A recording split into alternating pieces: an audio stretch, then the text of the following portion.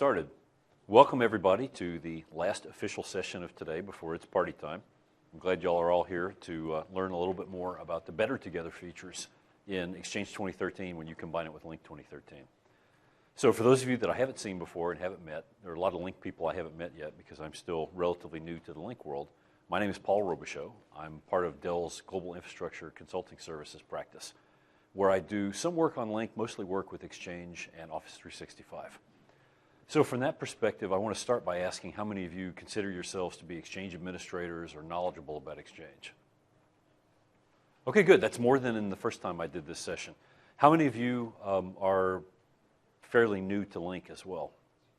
Anybody? Okay, a couple of people. Good. Do I have any Lotus Notes administrators in here?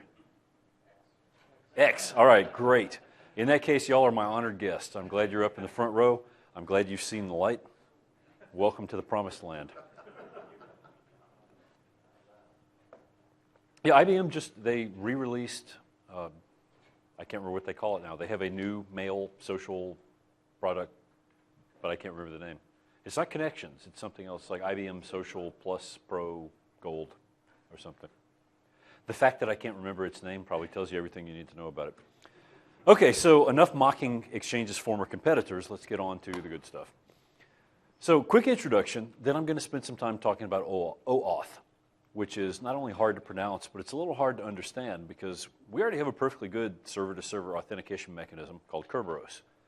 One of the very common questions I get when I'm talking about this material with people is, well, why didn't we just use Kerberos? It turns out there's a good reason for it that I'm going to discuss a bit later. Then I'm going to step through the new features that you get when you deploy Exchange 2013 alongside Lync 2013. Once we've got the table set and you understand what those features are, then we can move on to talking about how you integrate Exchange and Lync to actually make those features work, right? The good news is that from the Exchange perspective, there's very little you have to do to enable these features because most of them are capabilities that are built into Exchange that Lync can take advantage of. So the configuration and the management and monitoring and troubleshooting mostly happen on the Lync side. Then I'm going to spend a little tiny bit of time talking about hybrid operations. I'm going to forewarn you right now, if hybrid is really your thing, right now in this same time slot is when the Lync hybrid deep dive session is scheduled. I don't know if there's a repeat of it tomorrow, so if you're really super interested in hybrid, you probably ought to go to that session instead. Feel free to fill out my evaluation anyway because, you know, Microsoft is really keen on getting lots of evals to use as feedback. So when you think about Exchange and Lync and SharePoint, one of the things that comes to mind is that these three products each have their own sort of release trajectory.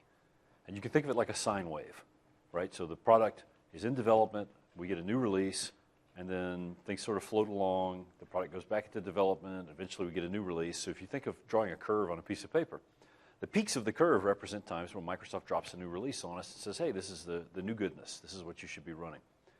For a long while, though, the Exchange and Lync and SharePoint and Desktop Office curves were all out of sync.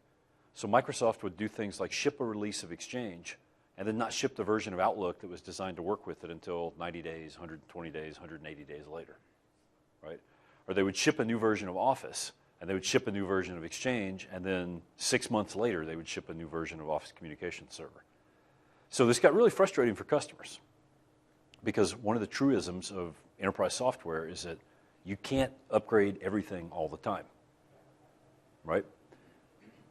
There was a lot of customer pushback on Microsoft asking them to, if not synchronize their release schedules, at least bring the peaks closer together so that when you were thinking about doing a platform upgrade of your universal communications platform, you could schedule it so that you could upgrade Exchange and Lync around the same time that you were deploying a new version of Office to the desktop instead of having to string those things out over a long period. So that's what we got with the 2013 products. We got Exchange 2013, Lync 2013, SharePoint 2013, Visio and Project Server 2013, and Office 2013 on the desktop, all more or less at the same time. Which means that if you want to upgrade your entire stack, you have the ability to do that without having to wait. Now, why would you want that ability? Well, that's where Microsoft's feature crews come in, right? Their goal was to make the combination of these products so compelling that instead of just deploying Exchange and waiting to update Lync, or deploying Lync and not updating Office on the desktop, They're trying to deliver something that is so shiny and has so much goodness in it that you will want to upgrade all those things at once. So what we're going to be talking about for the next 45 minutes or so are what are those features and are they really compelling enough to get you to bite the bullet and upgrade right now. So how many of you are on Exchange 2010 still? Okay, who's on Lync 2010? Great. How many of you are all 2013 already? Okay, that's good. That's more than I would have expected to see, but given that this is a Lync conference and not Tech Ed or a SharePoint conference, I get the sense that SharePoint 2013 adoption is maybe dragging Lync and Exchange a little bit. But there are enough customers who look at Lync 2013, look at Exchange 2010, or sorry, Lync 2010, Exchange 2010, and say, hey, this is great, but we need more resilience. We need some of the other features that the new releases provide. We're going to go ahead and move to it. We've had integration between Exchange and Lync for a while, right? In fact, those of you who are graybeards may remember that Exchange used to ship its own instant messaging server back in the Exchange 2000 timeframe, right? For those of you who remember that, it'll probably make you feel kind of old because that even predates LCS, right? So a long time ago, back when dinosaurs roamed the earth and I still had all my hair, Exchange included IM as part of its core product offering. And then as time went by, first LCS, then OCS, now Lync, peeled those features off and added this super long list of additional modalities that Exchange IM never included.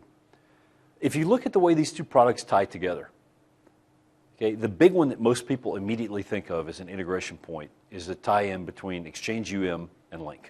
Lync is a phone system. Exchange answers the phone like chocolate and peanut butter. They go together. But there's more to it than that. For example, the number one feature, I have to be real careful. I was going to say I would bet money. That's not a smart thing to say in Las Vegas. It would greatly surprise me if it were not true that the number one client integration feature in Lync is not the fact that people's presence icons show up in Outlook. If you want to see whether somebody's available, you can see it at the minute you type their name into a message composition field. When you're looking at the list of addressees or recipients on a message, you can right-click somebody and start a video call, start an IM, have a meet now with them. Those are all enabled by integration between the Outlook client and the Lync client. But there are a bunch of other integration features like that we have had for a while. I mean, that's an Office XP feature that is carried forward from Office 10 now into Office 15. There are a couple others up here, Skill Search and SharePoint, being able for the Lync client having the ability to use EWS to look up things out of Exchange instead of having to use MAPI, which means that now we're free to run the Lync client outside the firewall and still get FreeBusy, still get contact pictures, get the other things that EWS access gives us. But there's still been a few additional things missing in the sense that many of these are actually client integration features. The client on one side does something to integrate with the server on the other, and I include Outlook Web App in that because although it is a feature that runs on the server, as far as a user is concerned, when she's looking at her mailbox in OWA, OWA is the client. And the fact that IM and presence can be exposed in that client is a client integration feature. Plus, some of these features were a little tricky or finicky to get integrated and keep them that way. So in Wave 15, in the 2013 wave of products, Microsoft really put a lot of investment into making sure that there were compelling server-side integration features that would either deliver capability that we wouldn't have otherwise, or that would make things better or cheaper or more robust in some way. So there are a couple that we're going to talk about in this context. There are a few others that are specific to SharePoint, and because I'm not a SharePoint guy, I'm not planning on spending any real time talking about them. First one is a unified contact store. Okay? It is what its name implies. It's a single unitary place to keep all of your Lync and Exchange contacts. Well, guess what? You already have a place like that for your Exchange contacts. It's called your contacts folder. So the unified contact store gives Lync a way to store its contacts and metadata in the same place that all of your other contacts live already, instead of in a pool-specific SQL database. Okay, when we talk more about the feature, you'll see why that makes sense and what kind of scenarios it unlocks. Having Exchange used as a mechanism for Lync archiving gives us some capabilities that otherwise we wouldn't have if we were dependent on the native Lync archiving features. high-resolution contact photos. I mean, even my cell phone, which is, you know, a 2-year-old, it's a 2-year-old phone, and which means it's probably a 4-year-old design, can take photos that are far in excess of Microsoft's collaboration stack's ability to display them. But when you think about all the effort that's been invested, I mean, how many of you have seen Lync room systems? Right? So you're going to spend a bunch of money to put this gorgeous Lync room system in your conference room, and then you're going to see speaker photos that look like somebody drew them with a crayon. Right? How much sense does that make? So Microsoft has caught on that one area where they can, you know, improve the subjective quality of the experience is to give people better-looking pictures. It's not hard to understand. Some of these technologies or some of these features are enabled by new technologies or new components somewhere in the stack. And you'll see what I mean a little later. I've got a diagram that shows the end-to-end stack for 2010 integration and for 2013 integration. You'll see that in the 2013 picture, there are a lot more little boxes because there are more components that tie these services together. Okay, I put this last bullet up here for the first time that I presented this because I often get questions about integrating Exchange with Lync Enterprise Voice, and that really is a session unto itself. Unfortunately, I did that session about 3 hours ago, so if you missed it, you'll need to watch the recording. Along with the slides from this presentation, that should be another day, day and a half. So by the time y'all get home this weekend, it should be up. Now let's talk OAuth. I really wish it had a more pronounceable name because I tend to stumble over it every time I say it. But maybe we should just go back to calling it Hailstorm. Anybody remember that? Hailstorm and the .NET Passport? When I see Passport, I see a few people get that look on their face like, yeah, I remember that. That was back when Bill Gates was still the chief technical guy. So the idea behind Passport or Hailstorm was very simple. You have a service and you want people to be able to authenticate to it, but you don't want to be in the business of operating your own authentication server. A couple reasons. One is that authentication is a hard problem. The other is that when you have an authentication service, it leads people to want to attack it and steal your users' credentials or, you know, otherwise bother them. If you don't operate your own authentication mechanism, that's not your problem. Right? The common acronym for that is SOCP, some other company's problem. So if you have a nifty service, if you have the next WhatsApp, let's say, right, and you want to allow users to authenticate to your service without requiring that they provide you credentials, then what you want is a distributed authentication system, which is exactly what OAuth is. So it was designed by a bunch of internet companies to give them a broadly scaled, internet-friendly means of authenticating users of one service using somebody else's authentication service. I think this picture sums it up very nicely. If you go to Nike's website so that you can track your Nike Fuel or use their Nike Plus running tracker app or anything like that, you can create an account that is specific to Nike and use that account to log in, or you can just click the friendly blue login with Facebook button, right? Since almost every human on the planet over age 8 has got a Facebook account, this was a no-brainer for Nike, right? It also has a lot of really interesting implications in terms of tracking people's behavior across sites and being able to build demographic profiles so that Facebook can sell your data to people and so on. I don't even want to get into that because I don't think that's what the OpenID and OAuth guys were after when they designed this. But the fact of the matter is that having an open distributed authentication system is really handy for lots of different circumstances. One of which is letting servers authenticate to each other. So if you think about what OAuth was originally for, it was designed to let J-random internet user authenticate to some service using a third service's or second service's credentials. Well, we have exactly that same problem with these Office 2013 server apps. Because when you think about it, in Lync, we've got this concept of a trusted application pool. If you put an object into that trusted app pool, what you are telling Lync is accept traffic from that object, right? You're not telling Lync, well, authenticate this object and then accept traffic from it. In the same vein, with Exchange, if you designate an IP address or an FQDN for an Exchange IP gateway, you're telling Exchange, accept any SIP invite that you get from this IP address. You're not telling it to authenticate it or to make sure that it's from, some device that you actually want to talk to. Why? Because we don't have a good way to authenticate servers that are not part of the same domain we're in. Now, what does that sound like? Well, it sounds to me like Office 365. Because what is 365? It's a multi-forest environment. Your stuff is in your forest. Microsoft stuff is in their forest. There are all these whiz-bang cross-forest synchronization and trust mechanisms that come into play to let you federate with Microsoft and do FreeBSD and do Edge Federation and so on. But ultimately, one of the things that has to go along with that is a way for me to authenticate a server in Microsoft's forest and vice versa. And Kerberos is just not sufficient. It has too many port restrictions. It is very finicky and brittle in multi-forest environments. It doesn't scale well, and it can't talk to anybody else, right?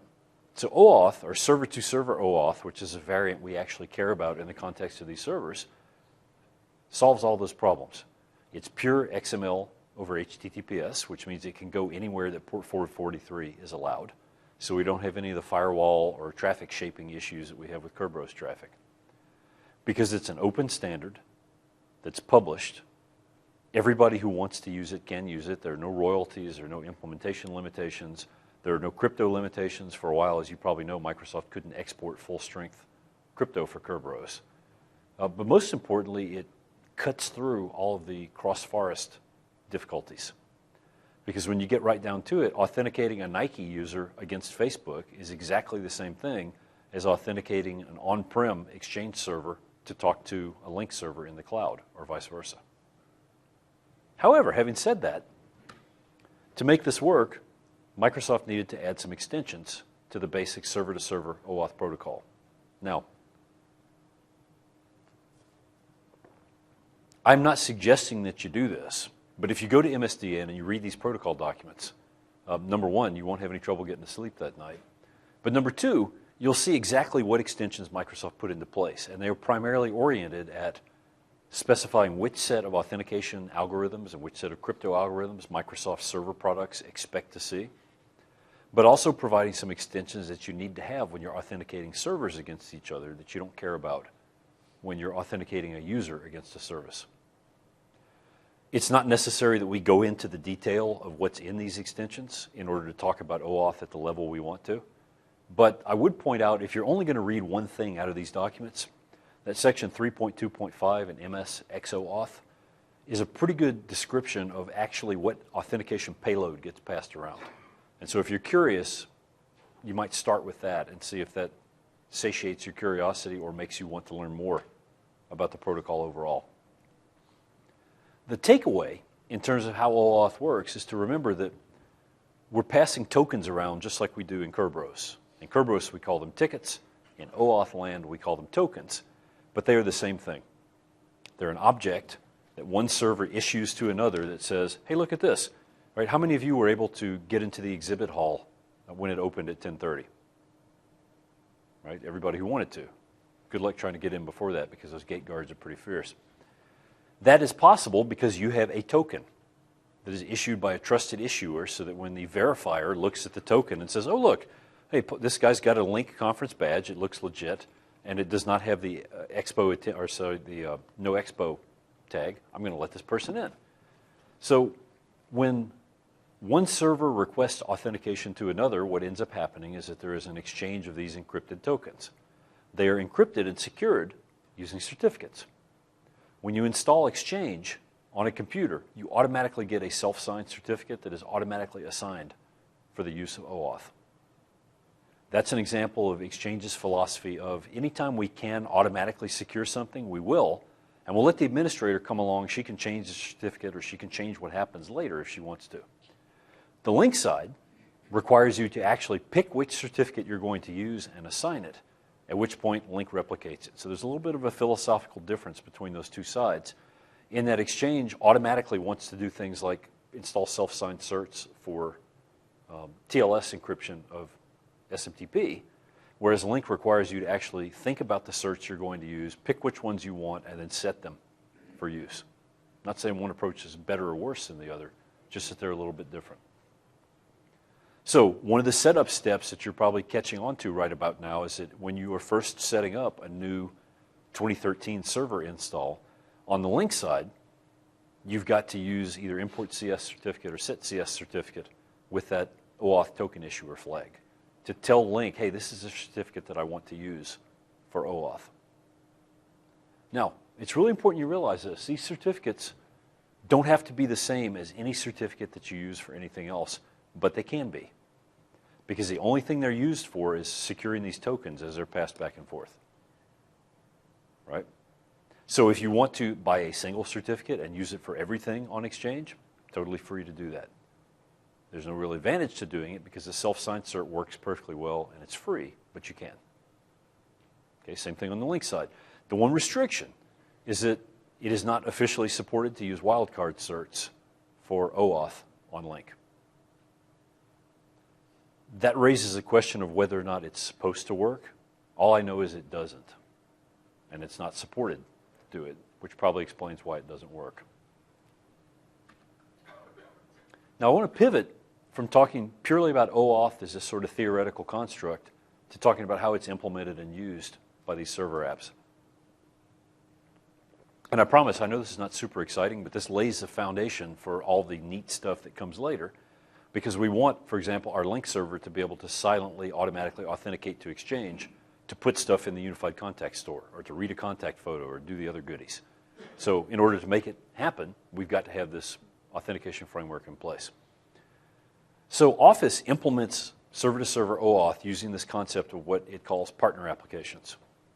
These are families. These are not individual servers. So when you use the partner application management commandlet in Lync to authorize Exchange as a partner app, you're actually authorizing all the Exchange servers in your forest. You're not authenticating, or you're not authorizing one individual server. You see the difference? When you add an Exchange server to a trusted app pool, you're saying this one right here is trusted. When you add Exchange as a partner application, you're saying all the Exchange servers in my forest are to be trusted, if they can authenticate. So you can think of this more as establishing the potential and saying it is okay to trust Exchange, or it is okay to trust SharePoint if that server can authenticate, as opposed to saying just blindly trust that object to behave properly. So each of these server families has a URL on each individual server where it publishes some metadata that specifies in the format according to Microsoft spec that we talked about earlier, how they will accept and how they will generate authentication. So one thing that's really important to do early on in your deployment is make sure that you can reach those URLs. And I'm going to talk more about that in a minute. I just want to mention that as a prerequisite now so that you'll see what I'm talking about in a minute. So if you're going to have the full enchilada of Lync, Exchange, and SharePoint 2013 all deployed and take advantage of all these integration features, then Lync has to trust both Exchange and SharePoint. SharePoint has to trust both Exchange and Lync. Exchange has to trust both of its partners. If you're not using SharePoint, for example, you don't have to worry about adding it as a partner app. Although Microsoft has a script that they make freely available on TechNet that will automatically set up all the partner apps for all the apps that you have, so that you don't have to worry about it. You run the script, whatever you have will be partnerized, and then you're done. But before you run that script, okay, which is linked down here at the bottom, you need to make sure that you can get to these two URLs for Exchange and for Lync. The top one, and obviously you'll sub in your own FQDN instead of Contoso, but the top one is the URL where Exchange publishes its authentication metadata. The second one is where Lync typically publishes it. So for Exchange, it will normally be published under the Auto-Discover virtual directory of the CAS servers in your org, which is, as you can see, why that URL is built the way that it is. For Lync, it'll normally be published by a front-end pool. You can change those URL publishing points if you want to, but I've never seen a good reason to do it. Okay, I'm not saying there isn't one, just that nobody's ever come up with a convincing argument that made me say, okay, I can see why you'd want to do that. Once you verify that you actually can load the contents of that URL, then you can go ahead and authorize the partner applications. If you can't load those URLs, that tells you that something is jacked up on that particular server, and you need to figure out what it is and fix it. So when I say load the URL, what do I actually mean? Well, you should be able to type that URL into your browser of choice and see the XML manifest or the JSON manifest that gets delivered with no certificate warnings, no password prompts, no red icon in the certificate portion of the title bar. If you get any of those things, stop, figure out why, and fix them. 90% of the time, if that happens, it's going to be because you either don't have a certificate assigned, in which case, when you go to HTTPS whatever, you're going to get 404'd, right? Or you will have a certificate, but there's something wrong with it. It's invalid, it's expired, it's self-signed, and the computer you're on doesn't like that, so on. All those things are very easy to fix. The point is that you have to check for them before you run Configure Partner Application or New CS Partner Application. In terms of what kinds of certificates are acceptable in this context, Lync is a little funny because it depends on mutual TLS. So for Lync to Exchange, you need to have the FQDN of the Exchange server both as a subject name and as a subject alt name in the certificate. Exchange, on the other hand, is, I hesitate to say promiscuous, let's just say it's not very picky. As long as the certificate validates, it doesn't really care what names are in the certificate name or sand fields. Right? As long as the certificate is not on a CRL, not before its beginning date or after its end date, and has not been revoked, Exchange is happy. So if the first step in checking this is to make sure that you can load these URLs, the second step, once you have certificates in place, is to verify that on the Lync server you can load OWA from your Exchange CAS without getting errors, and that on your Exchange servers you can load Lync Web App or the Lync Meeting Console or whatever Lync web property you want to test against, all without getting any certificate errors. If you get a certificate error, figure out what it is and fix it. Doing it now will save you a ton of time later. Because if you don't have OAuth working in these feature integration parts that we're going to talk about later, you can turn on integration, but the feature itself won't work. So you'll be wondering, okay, why don't I see high-res pictures? Or how come I don't see new contacts being added to UCS? Well, this is probably why. Keep in mind, too, that because Lync uses CMS to replicate certificates, once you assign that cert, it's not going to be pushed to your Lync servers until CMS replication is completed. Exchange, on the other hand, requires you to assign a certificate on every single server, which is part of the reason why it automatically does that as part of the install process. The reason that this comes into play is if you change that certificate so that you're not using the self-signed cert and you want to use the same certificate on every server, then you have to manually go through and run Enable Exchange Certificate to reset or to change the certificate that you have assigned on all of your other servers. Whereas with Lync, once you pick the certificate and publish to CMS and it replicates, that change is made for you. Okay, I know you're all thinking, Lord, I hope Paul is done talking about OAuth. Not quite. Once you've got it working and you're confident in it, should you test it? Yes, you should always test it. That's why we have all these test commandlets in LMS and EMS. On the Exchange side, there is a specific commandlet called test OAuth connectivity that you can run that will tell you whether Exchange is able to make an OAuth connection to Lync. Now, it's not a guarantee of 100% certainty, but the odds are really, really good. If you can run this commandlet on Exchange and not get any errors, the odds that your Lync server is going to be able to OAuth back to Exchange are really high. Okay, so what I tell people as an absolute rule, before you get ready to turn on any of these features or proceed any further, you install Exchange and configure it, you install Lync and configure it, then you do the OAuth setup. Before you do anything else, you don't provision any users, you don't turn on any connectors, you don't federate. Run test OAuth connectivity, and when you are satisfied with its results, then you can proceed to actually take advantage of the new features and start getting your new feature on. Let's start with UCS. Okay, this is a great example of the underlying power of the data that's in Exchange. How many of you were surprised yesterday when Gurdeep was talking about the possibility that we'll have servers or clients that can predict what we're going to do or predict what's going to happen, right? On the one hand, that kind of creeps me out. On the other hand, I like the idea that my client will learn from watching me then when I get an email from certain people, the client knows I'm going to respond to it very quickly. And so it's going to prioritize those emails to get them in front of me faster. We already have some tools for doing that. We have Outlook rules. How many of you are using iPhones? Okay. How many of you who are using iPhones use the VIP feature that Apple's included to prioritize mail from some people so that it shows up differently, you get different alerting, right? So the next step is for our clients and servers to be able to look at the data we've got and look at what we do with it and make decisions about what we are likely to want or not want. Well, it turns out that contact data is this really rich source of all kinds of useful information about who we interact with and when and how. But the way that Exchange and Lync are designed in 2010, that contact information is in two completely separate stovepipes. Now that's understandable because the metadata we care about for a contact in Exchange and the metadata we care about for a contact in Lync are very different. In Lync we have things like the privacy level of a contact.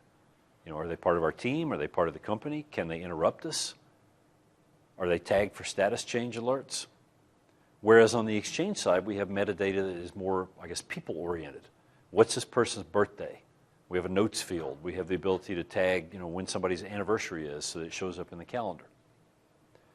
What Unified Contact Store does is move those Lync contacts and their metadata over into the same container where we're already keeping our Exchange contacts. Now, there's actually a separate Lync contacts folder that gets created in the user's mailbox by UCS. So our Lync contacts are not thrown into the same pot as the Exchange contacts are, but at least they're in the pots are in the same cabinet at this point. Which means that if Microsoft were working on some kind of super whiz-bang assistant feature, let's say, that was supposed to learn by our interactions and figure out how to prioritize contacts, it would be really handy to have all those contacts in the same container so that the assistant could use them in a unified way. So that's what we're getting toward. To make this happen, we have a new component called LIS, the Lync Storage Service.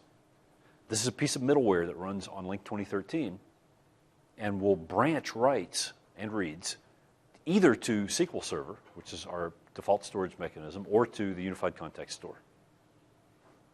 So the beauty of that is that as a Lync administrator, as a Lync user, as an Exchange administrator, you have nothing to do with what LIS does.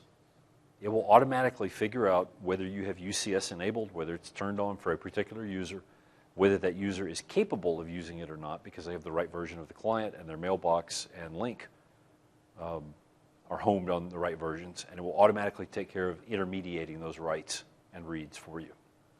How many, well, actually I shouldn't ask for a show of hands. Just think to yourself how often you have run into a case where you had somebody damage something in your environment by messing around with SQL in Lync. Okay? Yes, I see one hand. I can't see the person. I can just see the hand up in the air in the back because they're sitting on the floor. This eliminates that problem and substitutes with it the problem that your Exchange administrator will get in and break something by messing around with X folders or the EWS editor or something. But that's a little bit less likely. The way that this actually works is that we get the visible Lync contacts folder, which is just an Exchange contacts folder. There's nothing unique about it in terms of how Exchange stores or interacts with the objects that are in that folder. But we also get a hidden folder in the mailbox where the Lync metadata is stored. So the interesting thing about this storage architecture is that these objects are in the mailbox. That means you can have redundant copies of them if you're using database availability groups. It means that when you move the mailbox from one server to another, or when you fail it from one server to another, all this Lync data goes right along with the rest of the mailbox. So when you think about what that means in terms of resiliency and availability, wouldn't it be great if a Lync front-end server had no user data at all on it, so that there was absolutely nothing unique about it? Let me ask you a question. What do you think happens if you go down to the front desk here at the hotel and you say, hey, the phone in my room doesn't work? Do you think they spend any time trying to troubleshoot it, or do they just send engineering with a new phone to your room, plug in the new phone, and off you go? Well, what should happen is that they should take the phone down to the slingshot, right?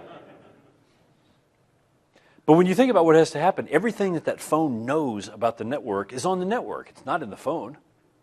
That's what we would eventually like to get to for these front-end servers that clients talk to. Exchange is well on the way there with the client access architecture we have in 2013. And this helps move Lync in that direction too, because now our user contact data is not on the Lync server. It's in Exchange. If that Lync server blows up, who cares? Restore it from a snapshot, spin up another VM, reinstall Lync. You know, how you restore it doesn't matter. But you don't have to worry about restoring any unique data to the server because there isn't any. We're not quite there yet, but we're getting closer. So if that's what it's supposed to do, let's talk about how it actually does it. First off, no changes on Exchange. So as an Exchange guy, I approve this message. All that you have to do is turn it on the Lync side, and if you have a compatible client who has the right policy set, those contacts will just magically start flowing into Exchange. And as I said before, they're just contact objects. Exchange treats them like every other contact. So there are no changes required on the Exchange storage side or on the Exchange client side. Now, you may have the case where you see odd behavior from the Lync contacts folder on individual clients. I'm looking at you, iOS. Okay, anybody remember when the suggested contacts folder was first introduced? What happened? Clients that didn't know, that were not written to be smart about which contacts they included in auto-suggest or autocomplete, would often pull in these suggested contacts. So if you ever sent mail, even one time, to somebody like your son's 5th grade teacher, or some marketing person that you met at Lync conference, next thing you know, that person's name is indelibly in your contacts folder. It's showing up on your mobile devices and so on. So to try to fix that, clients are supposed to be smarter about not using the Lync contacts folder unless they have a reason to use it because they're a Lync client. Doesn't mean that it's not accessible to other clients, just that we are all hopeful that the mobile mail and phone clients on mobile devices are not going to get in there and start rooting around. Anyway, if you want to enable this, it requires that you set a policy for your users, either at the global site or user level, to let them have it. Once that policy is in place, actually even before that policy is in place, every time you launch the Lync 2013 client, how many of you went to Brian Rix's Lync client sign-in session this morning? It was really good. I had to leave because I had to come do a tech check, but if you didn't get a chance, he's repeating it tomorrow. It's top-notch. He talks in great detail about the process that goes on for the client to find which server it should talk to and then start communicating with it. So when you fire up the client, at some point after all the mating dance that Brian describes has taken place, then the Lync client is going to send a header to the server that says, hey, I support UCS. In other words, I have the ability to use Exchange Web Services to go find my contacts. And if that user is enabled by Lync policy, and if their mailbox is on Exchange 2013, and if their Lync presence is homed on a Lync 2013 pool, then the front end that they're talking to will take that user's contacts and contact metadata out of the SQL store and use lists to start writing it into the unified contacts folder. Once that happens, this is the one thing that I dislike about UCS. The user will get a message that says basically, hey, your administrator made a change and you have to restart the Lync client. If you've ever seen that on the Outlook side, you know that's like a huge generator of support calls, because when users see that, it sounds unusual, and the wording that says your administrator has made a change invites them to pick up the phone and say, hey, administrator, why did you do that? So you'll get a message from the Lync client that says, okay, your contacts have been migrated, relaunch Lync, and then once you do that, boom, you will be using UCS. How do you know that that's happened? Well, there are a couple of ways that I'm going to talk about when we get to integration. I forgot I reordered these slides, so let's talk about archiving first. How many of you are using archiving with Lync right now? Okay, at first I thought nobody was going to raise their hands. I was like, man, that's cold. How many of you drive electric cars? Okay, if you don't drive an electric car, do you care about where you can plug in an electric car to charge it?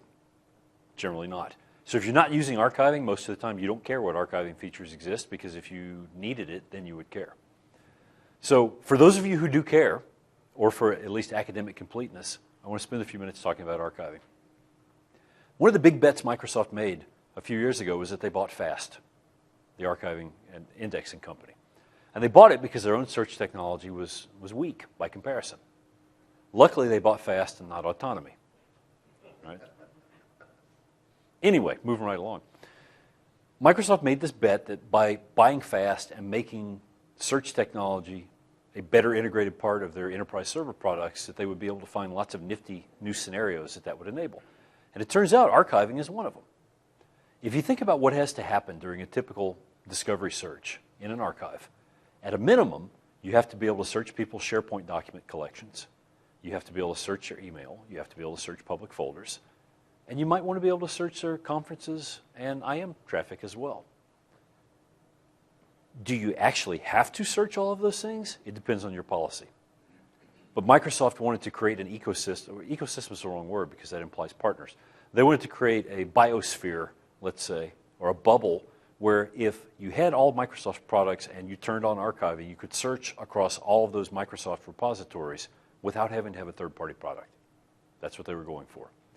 Because for the 80% case, and here I'm not talking about companies that are securities traders or pharmaceutical companies or other very heavily regulated industries, but for the average company, what do they need to be able to do? They need to be able to put in search criteria that says, okay, we're getting sued by somebody and we want to find all the mail and documents that are relevant to that. But that doesn't happen very often, right? We need to be able to take a set of mailboxes and a set of documents and protect them so that they can't be changed during the pendency of this lawsuit. A few other very simple things like that. Of course, when I say they're simple, the devil is in the details. But the core functionality that Microsoft is trying to get to is enough for a large percentage of their customers.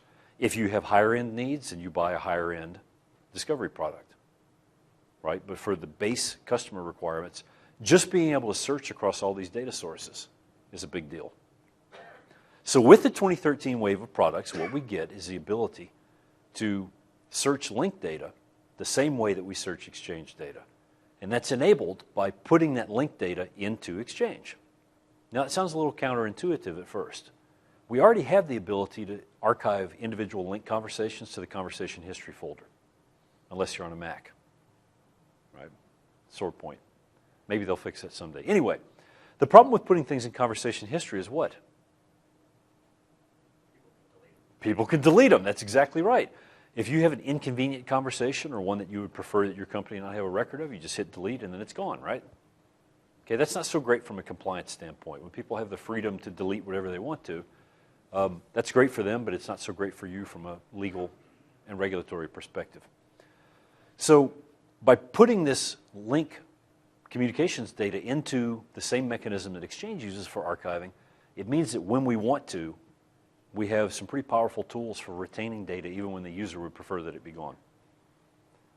So Lync enables that by giving us a choice of 4 sets of controls or 4 policy controls that govern where this data goes. The first is to say the policy is uninitialized or the destination is uninitialized. What that means is if a user is on hold in Exchange, if they're being required to retain stuff in Exchange, Exchange will control what gets archived. But Lync has nothing to do with that. Either Exchange archiving is on or it's off, and Lync's settings don't come into play. This is kind of like the option in a GPO where you can have something that's either enabled, disabled, or leave it alone, and whatever's there, honor that policy.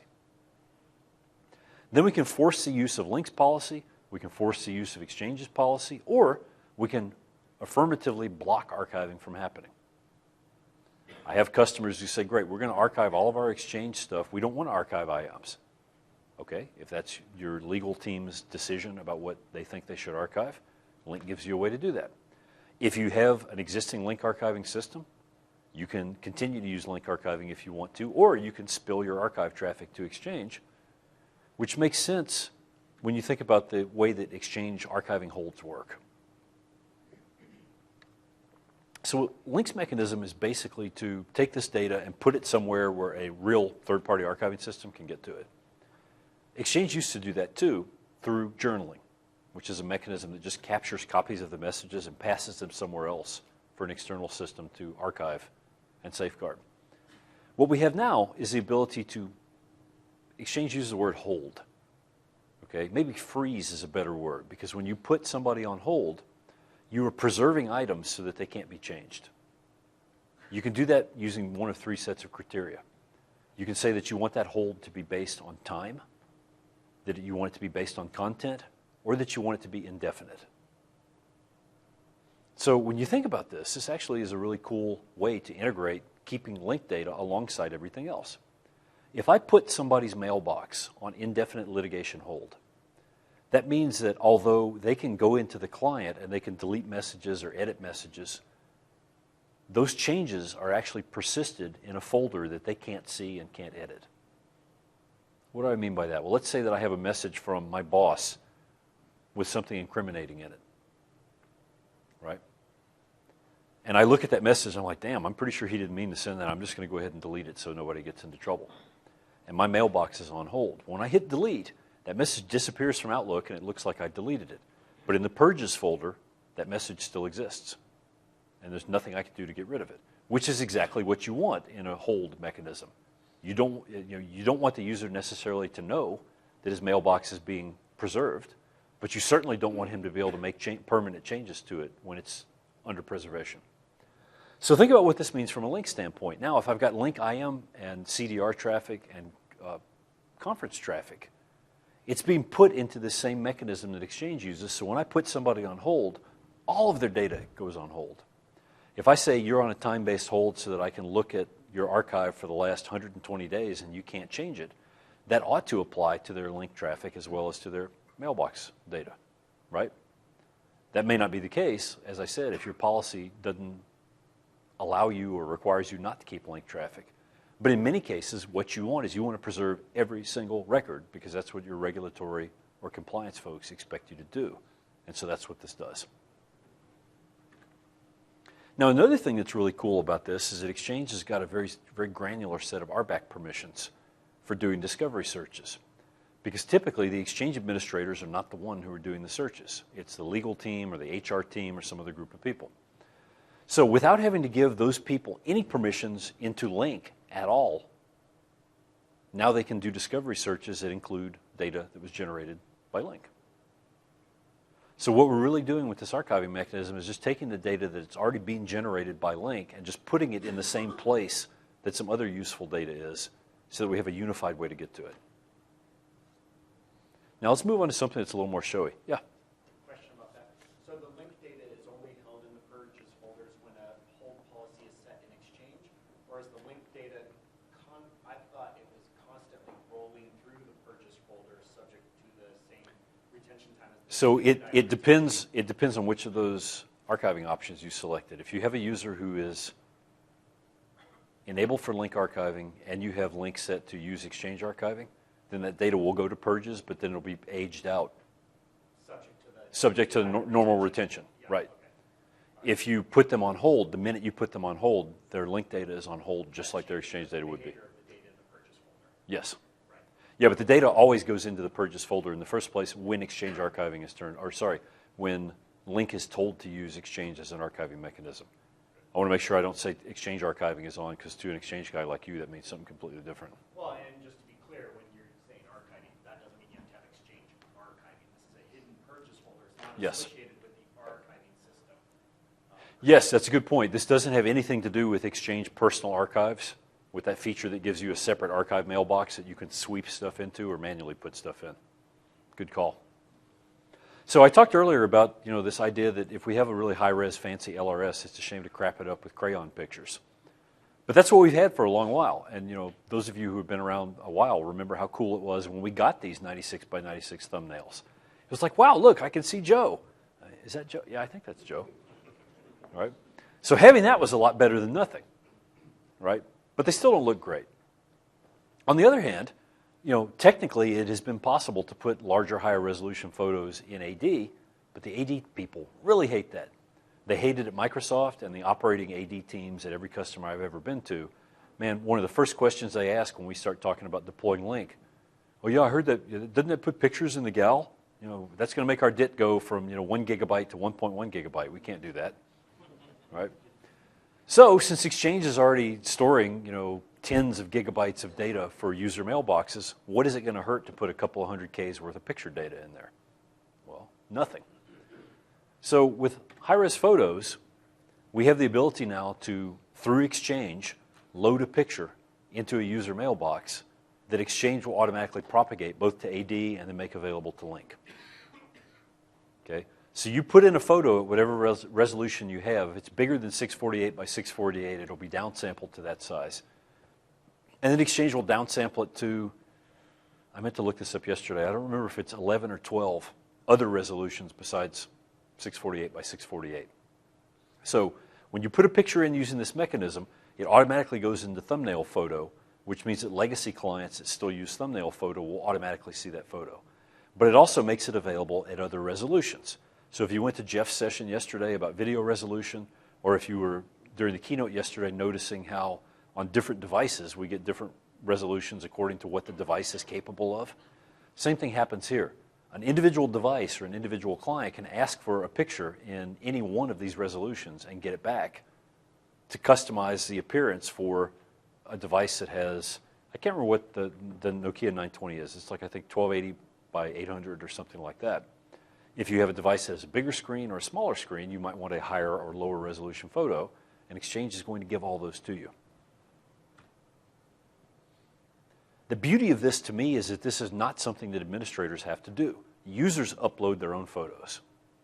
Now, there is a drawback to that, which is that users upload their own photos. And you don't know if the user is going to upload a photo of that would be appropriate for an employee badge, or a picture of his butt, or a picture of her dog. I mean, you know, there's no way to tell what users are going to put in there. But since these photos are becoming more ubiquitous throughout the Microsoft clients, it's a pretty safe bet if anybody puts up an unflattering or stupid or inappropriate photo, everybody's going to see it and they will be shamed into taking it down pretty quickly. Or report it to HR, one of those two. So the easy mechanisms for doing this right now are to upload it through ECP, right, which is what you see here. I'm actually looking at the account settings in Outlook web app for my account, and I've uploaded a photo which Exchange will propagate for me once I click that Save button. Until I click Save, the photo is there in Exchange, but it's not visible to anybody else, which is exactly what happens if you use Set User Photo to post a photo for somebody else. So if you want to, you as an administrator have the ability to upload photos, which means you have the ability to automatically script uploading photos from another system like PeopleSoft, where you already got badge photos or security photos stored. So if what you want is to take your existing badge photos and put them into Lync, you can do that. If you want to let people upload their own photos, it shows them on vacation or playing the saxophone or doing something a little more human than the normal stone-faced badge expression, you can do that too. The real beauty of this feature is that's all there is to it. You put the picture in, and it's available. There's nothing to administer. There's nothing to set. There's no PowerShell. There's no nothing. Yeah? How good is it, ECP, at resizing those photos to, if I upload a, 20 megabyte photo? So it's got an upload size limit. I don't remember what it is off the top of my head, but it'll tell you. Yeah, the upload will fail if you take, so like if I take a native picture out of my Nikon and post it, it's going to say, hey, dummy, that file's too big. One of our problems now is we actually tell people to upload photos through SharePoint through their My Site, but Right. it's not very good at resizing them, so all the time they're like, my photo doesn't show up, and then you have to go check the AD thumbnail, and then you're like, oh, it's not there, so it didn't sync from SharePoint. So you think maybe this works a little better than that process? Yes. Okay. This would be SharePoint admin would love to not manage that. this would be a great opportunity for me to say something rude about SharePoint, but I'm going to refrain in the spirit of brotherly cooperation between products. So remember earlier I said I was going to show you some diagrams with boxes, right? Microsoft loves these for architecture diagrams, and I stole this one from Jens. So if you don't like the boxes, pass that on to him. This is what integration looked like in Exchange 2010, Lync 2010. Notice what integration we have, IM and OA, and that's it. Now look at what it looks like in the 2013 products. All of a sudden we have all these other boxes. On the server side, on the left of the diagram, we have server-to-server OAuth that's used as a layer to let these other services authenticate to Exchange. Then underneath that, we have code on the Lync server that talks to UCS. It does HR, or high-resolution photo fetches, that handles archiving. And there's some other boxes under here. The point of having it laid out this way is to try to give you a rough idea of which clients use which access mechanisms and consume which services. But to me, the really interesting thing, and I can't find my laser pointer. Now, where's the laser button? the really interesting thing here is that all of these terminate at the same place. All of this data is going into and out of Exchange through Exchange Web Services, which is a big deal. Notice there's no MAPI there. So all of these services can run perfectly fine through firewalls as long as you allow port 443 to pass and as long as you have EWS published properly. Then that eliminates a lot of the requirement we used to have for VPN connections or for direct network connections, not only between the client and the server, but between the servers in your data center and the servers in Microsoft's data center. Right? So this is another manifestation of how Microsoft is moving to protocols that let them separate on-prem and their cloud services to give you hybrid capability. So with that said, I just wanted to throw this up to give you a quick visual picture of how these feature components work together. It's a lot more interesting to actually talk about how you set them up and enable them to work. Although for some of them, like high-res photos, there's really nothing that you actually have to do. That's my favorite kind of feature. I like it when stuff just works. Let Microsoft do the hard work so I don't have to. So a high-level overview of how this works. Make sure OAuth is working. Make sure you have all the certificates in place that you should have and that they are functional. Decide what features you're going to turn on. Turn them on. Test them. There should be a 6th step up here that you go to Vegas for a vacation. Right? Maybe that's step 1. I'm not really sure. Although I think most people who haven't been to a Lync or MEC conference misunderstand what kind of vacation it is, because it's not easy to sit in these sessions and think about stuff all day. Right? I'm always ready for a couple of days of being away from people and doing non-technical stuff after I leave one of these conferences. Anyway, enough about me. Let's talk about Exchange. To configure the partner apps, we've already talked about that. Right? Fundamental is get OAuth working, and then once you've done that, enable the partner apps. You only have to do that once. You will only ever have to do it once. I can't promise that when we get Exchange 20 whatever and Lync 20 whatever, because everybody heard that, right? There is a new version of on-prem Lync coming. Microsoft has previously said there is a new version of on-prem Exchange coming. They ain't said nothing about the version after that, but at least we know we've got one more on-prem round coming for those two products. So this may change in the future, but at least for right now, you only have to do this once per deployment.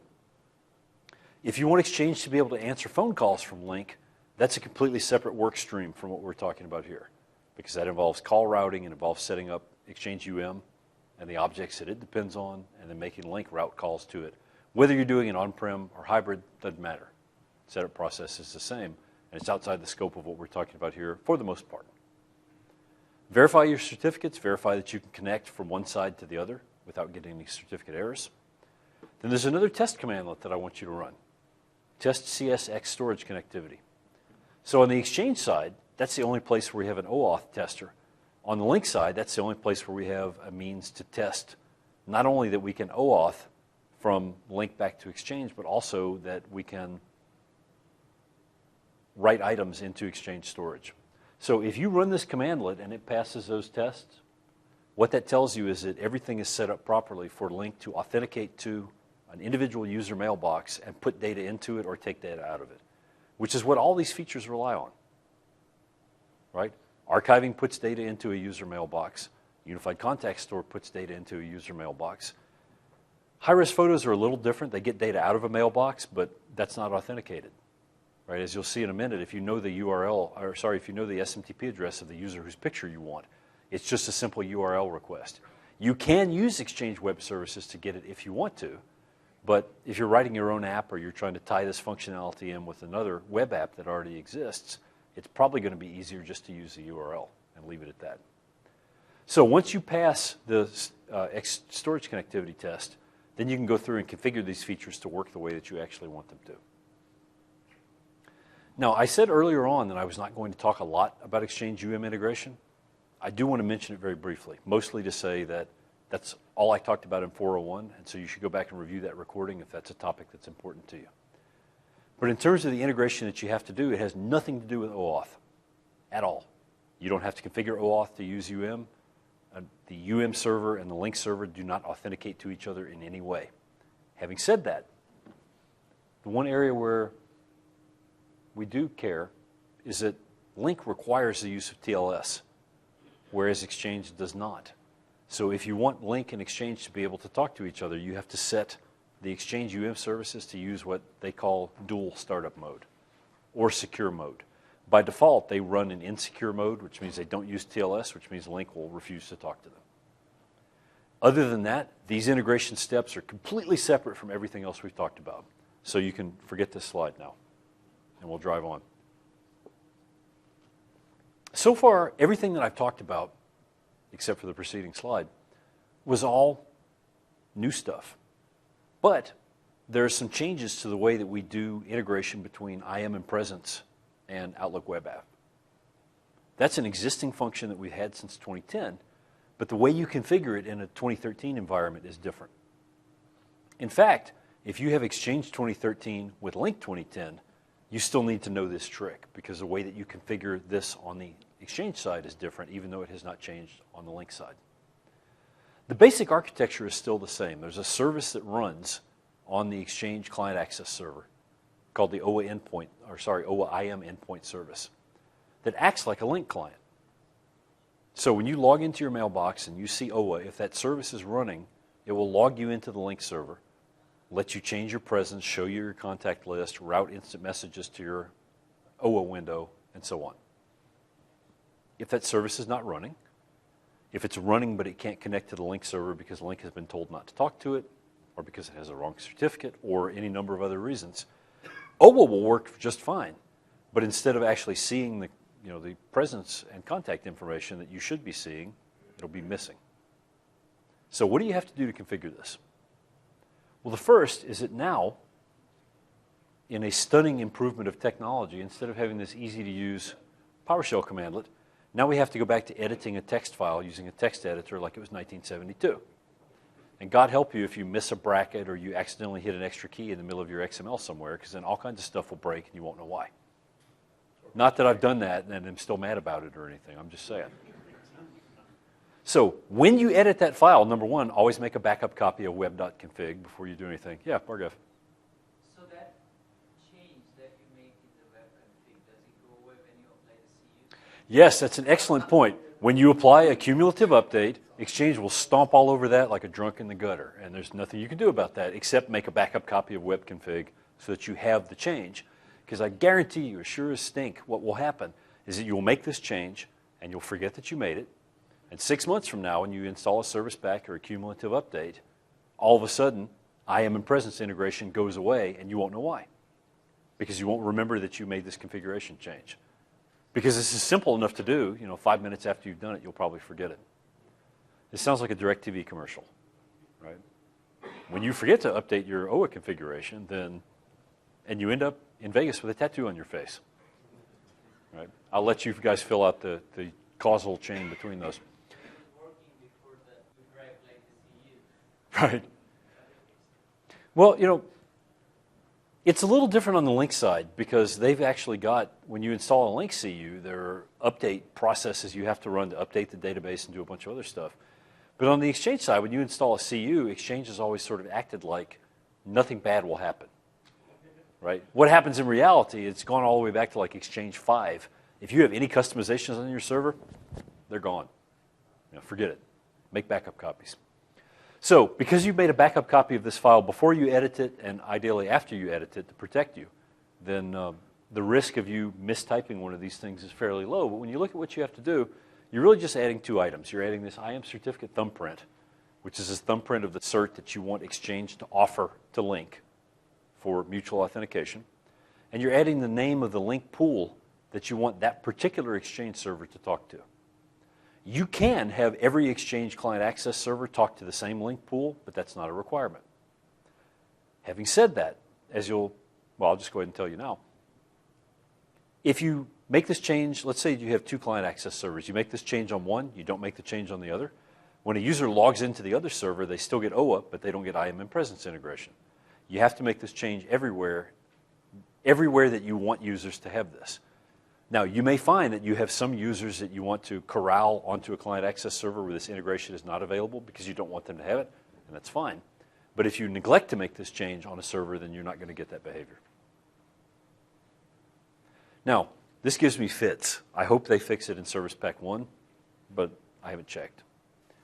The first time you configure this, you have to both turn on instant messaging integration with instant messaging enabled, but you also have to set the instant messaging type to OCS. The whole reason there's a type field is that back in ancient days of Live at EDU, which some of you may remember, Live at EDU could federate with MSN Messenger. Anybody remember Messenger? I mean, come on, it hadn't been going that long. Skype Junior, right? Messenger was Skype Junior, then we have Skype, and now Lync is going to become Skype Pro, right? That's what's going to happen. Anyway, and I guess Exchange will be Skype email when this all gets done. If you don't set that type field, which is blank by default, then even though you've done everything else properly, when the IM endpoint mapper starts up, it will try to figure out what type of IM service it should talk to, and when it sees that that field is blank, it'll say, oh, well, I guess I'm not supposed to talk to anybody, and it'll shut down again.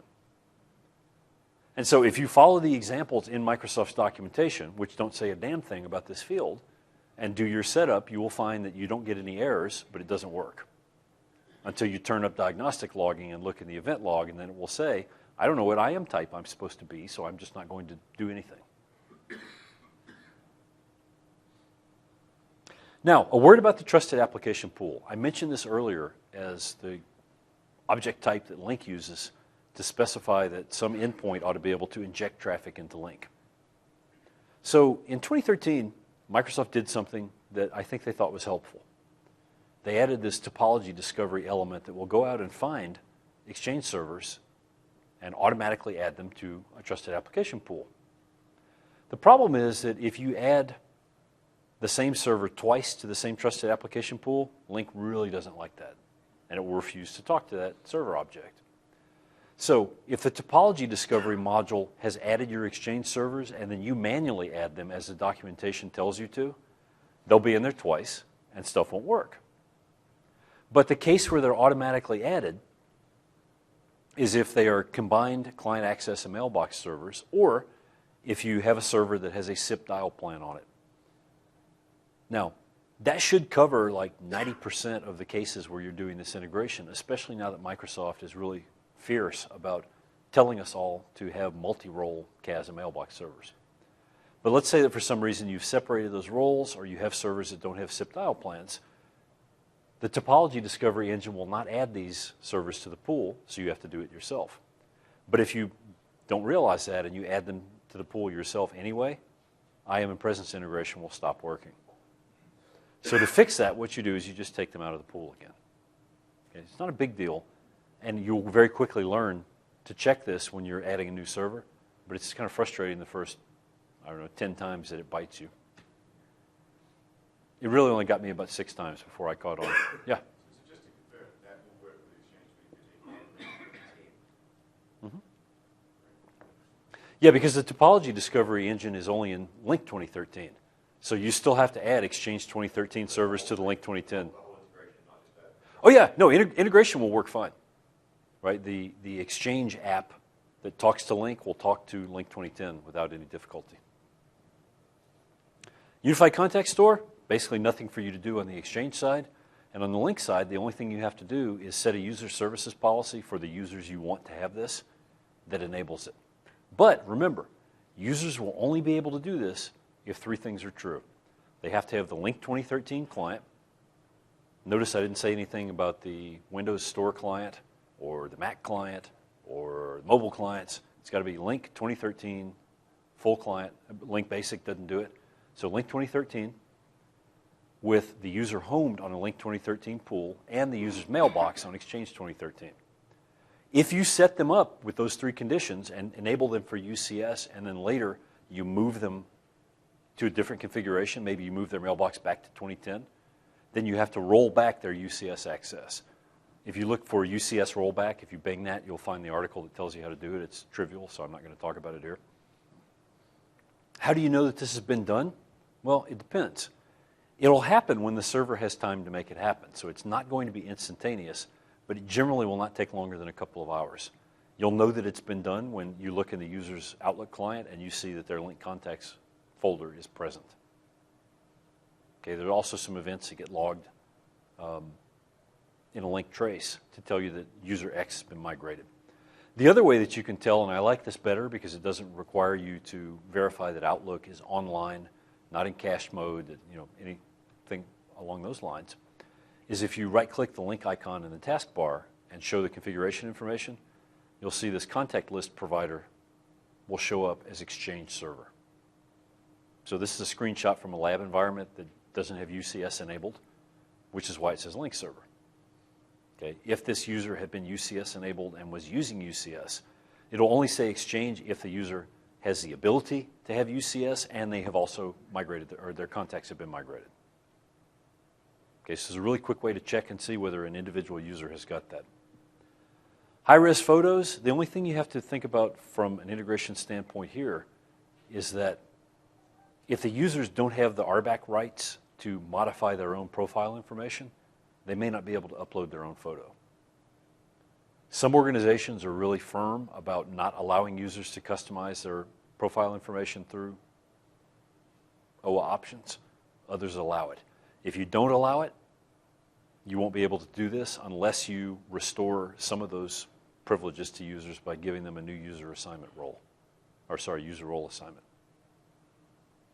Now, this is really key, this last bullet. Photos are retrieved via EWS. If there's anything blocking EWS traffic, you won't see these photos. Well, how would you know? Think about all the other things that the Lync client uses EWS for. Right? It uses it for FreeBusy, it can use it for the address book, it uses it for voicemail notification. If you have any of those things that don't work when your Lync client is outside the firewall, then high-res photo fetch isn't going to work either because it depends on EWS. The good news is that it's really simple to tell whether that's a problem or not because you can always, oh darn it, that's not the next slide. So I have a slide coming up in a minute that shows the URL format. Trivial 10-second check from a client to see whether it can fetch that photo is to type in the URL where the photo lives and see whether you get a photo or not. Right? The other way that you can do it, if you look in this configuration, you'll see, if I can find it, you'll see the EWS URLs that the Lync client sees. Brian talks about that in his session at some length, about how Lync discovers EWS resources. But the bottom line is if your Lync client cannot find EWS, you won't see those high-res photos. You'll get the little blue silhouette instead. Okay, we're finally going to get to answer Sean's question about archiving, but he already left, so too bad.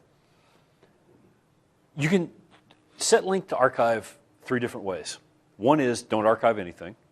One is use SQL Server, which is what we had in 2010, or you can have it use Exchange. So to do that, there's a combination of 2 things that you have to enable. One is you have to, and you can think of this like plugging in archiving. You have to tell Lync, hey, I want you to use Exchange to archive stuff. And I want you to archive whatever, where's my mouse? Whatever particular stuff you want. So in this case, I am in WebConf, I am only, WebConf only, whatever. So what this does, when you run set CS archiving configuration, that enables Lync. It gives it permission to archive stuff if the user has an archive policy enabled. So that's the other thing. This is a server level or policy level configuration that makes it possible for archiving to occur. And this is a policy for a specific user that says, yes, archive John's stuff, archive Michael's stuff, archive Paul's stuff. Okay? Without both of those, if you turn archiving on the user but not on the archiving configuration, nothing will happen. And if you enable the archiving configuration but don't turn it on for a particular user, that particular user's stuff will not be archived. Okay, so keep that in mind. I've seen multiple cases where one or the other of those things didn't happen, and then people were unhappy when they noticed that so-and-so's traffic was not being archived properly. The good news is that because Lync has already got a single unified global archive configuration, all you've got to do is run set CS archiving configuration on the global policy, turn on Exchange archiving, and boom, you're done. Then it's just a matter of turning it on for the users that you want to have it. You can do that globally. You can do that by site. You can do it by individual user. Or if you want to get really exotic, you can create your own archiving policy and then grant it to the users you want to have. The cool thing about this, it's exactly the same as every other kind of user policy in Lync. There's nothing magical about it. If you understand how archiving works in plain Lync, it works exactly the same way with Exchange. It's just that the repository where the archive data goes is different. Does that make sense to everybody? I like features like this because they tie together something you already know with a new capability. You don't have to know anything more about archiving than you know right now to be able to use Exchange as your archive sync. Now let's talk a little bit about the hybrid world. Because heaven help us, that seems to be where Microsoft is sending us all, whether we want to go there or not, right? There are a couple of different possible combinations, but the one I see most often at customers is on-prem Lync and Exchange UM, well, sorry, not just Exchange UM, but Exchange Online.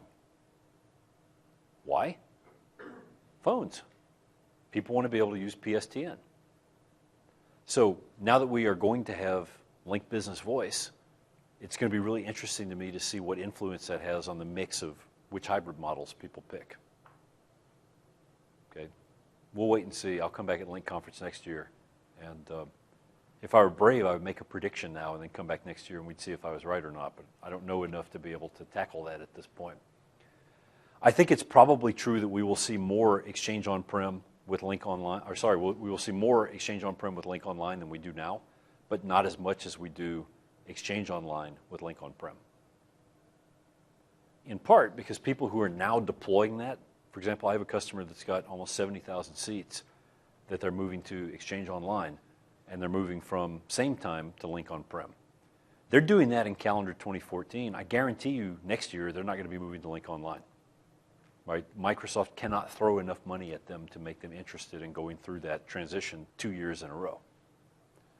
So they might be a great fit for this, but that doesn't necessarily mean they're going to drink the Kool-Aid. Anyway, this is not the hybrid session, so I don't want to go into a lot of philosophical discussion about hybrid config. The big things to keep in mind for these hybrid configurations are where the OAuth endpoints are and what that means about who authenticates to what. When you think about it, a hybrid model and a hosted model are exactly the same thing from the perspective of these servers. So if you have a hybrid model where you have on-prem Exchange talking to Lync in the cloud, that's the same as far as these servers are concerned with having two forests that belong in the same organization or having Intermedia running Exchange for you while you run Lync on-prem. It's all server-to-server OAuth. So be thinking about what that means in terms of how you define the realms that OAuth authenticates to. It also means you need to spend some time thinking about how you set up Lync or how or if you need to set up Lync Federation to enable hosted voice. Sorry, hosted voicemail. If you could enable hosted voice, then we'd all be in the cloud now already anyway, right? So I put these URLs in here not because I expect you to read them or transcribe them in real time, but because they'll be in the downloadable copy of the presentation. The first one goes through the steps of configuring Lync for hybrid. The second one goes through the steps of configuring Exchange UM for a hybrid where you've got Lync on-prem. So depending on which side of the coin you're more interested in, those two links are useful. This link here is a great step-by-step walkthrough that talks about configuring on-prem Lync with hybrid Exchange, and it's much more clickstream oriented than the other two. Microsoft's documentation says, do this, and if you want to know how to do it, go read this other TechNet link. Right? This walkthrough says, do this, which means open this console and click here and type this, and here's a picture. Step 2, open this and click here, and here's another picture. Right? So if you want a really, really good visual guide that goes into great detail, that's probably going to be your best bet. Troubleshooting. Yes, you should. Okay, Microsoft has gotten really good at building troubleshooting commandlets into these products, in part because they want to be able to use them for automated product tests when they're developing, but also because you can take the output of these commandlets and feed them into management systems like managed availability or like SCOM. Right? So I think the future trend is pretty clear that we're going to continue to get more and better test commandlets as time goes on. So there's no reason you would know about or be using these commandlets if you weren't using these integration features before now, but I want you to know what they are so that you can use them after you get these features deployed. We've already talked about testing Exchange storage connectivity to verify that when you want to put an item into Exchange storage, you can. But notice what this does. It tests against the conversation history folder. Well, the good news is, as far as Exchange is concerned, if you can write an item into one folder, you can write it into any folder in that same mailbox because there generally are not mailbox level folder level access control entries in mailboxes. There can be, but nobody uses those, right? That was a notes feature that Exchange looked at and said, I don't think so. There's no good reason to have that. On the other hand, Test CS Unified Context Store, right? So Test CS X storage connectivity uses OAuth to authenticate to the server and write an item into the target mailbox. Test CS Unified Context Store does the same thing, but it does it through LIS. So testing Exchange storage connectivity is using pure EWS, but testing the UCS is actually using LIS, which will then use EWS. The reason for that distinction is that what this is testing is LIS configuration and LIS behavior. Now, there are no settings for LIS. There's nothing you can configure. There's nothing to tweak. So if this is broken, it's probably going to mean a call to support. But that doesn't mean you shouldn't test it. Now, these two commandlets are interesting because you use them actually to simulate the call path for a call. Testing the connectivity verifies that Lync can simulate a call by sending SIP and RTP packets to the Exchange server, and that the behavior that it sees is congruent with what it expects. If you look at the deck for Voice 401, it shows you the flow for the invite coming from Lync to the Exchange Client Access Server, getting a redirect, making a connection to the mailbox server, possibly getting a redirect or a 302, and then starting the audio stream. Okay, but all that testing connectivity does is test the SIP portion of that path. Test CSX voicemail tests the whole thing. It actually creates a voicemail in that user's mailbox.